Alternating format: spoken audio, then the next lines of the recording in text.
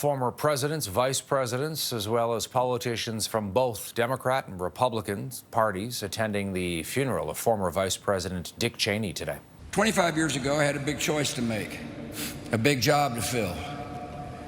I want to know all my options, so I enlisted the help of a distinguished former White House Chief of Staff and Secretary of Defense to lead my search for running mate. Dick Cheney and I went through the files name by name. We talked over the various qualities I was looking for in a vice president: preparedness, mature judgment, rectitude, and loyalty. Above all, I wanted someone with the ability to step into the presidency without getting distracted by the ambition to seek it. After weeks of these meetings, I began to have a thought I could not shake. I realized the best choice for the vice president was the man sitting right in front of me.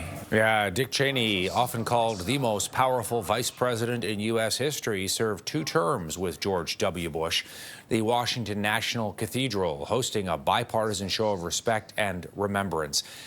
Dick Cheney was no fan of Donald Trump, and the current president was not in attendance. He has been publicly silent about Dick Cheney's death. He was not invited.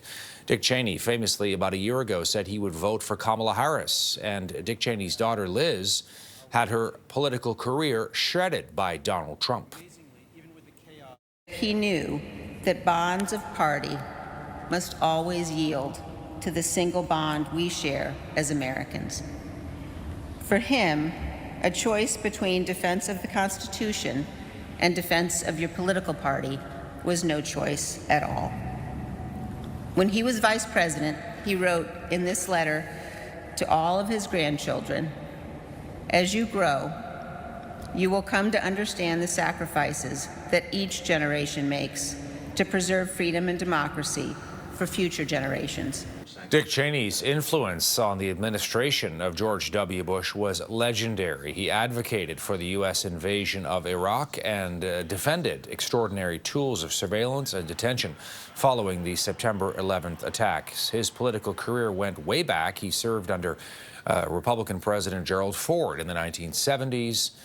Cheney would later become a congressman. He lived with heart disease for decades. After the Bush administration, he had a heart transplant.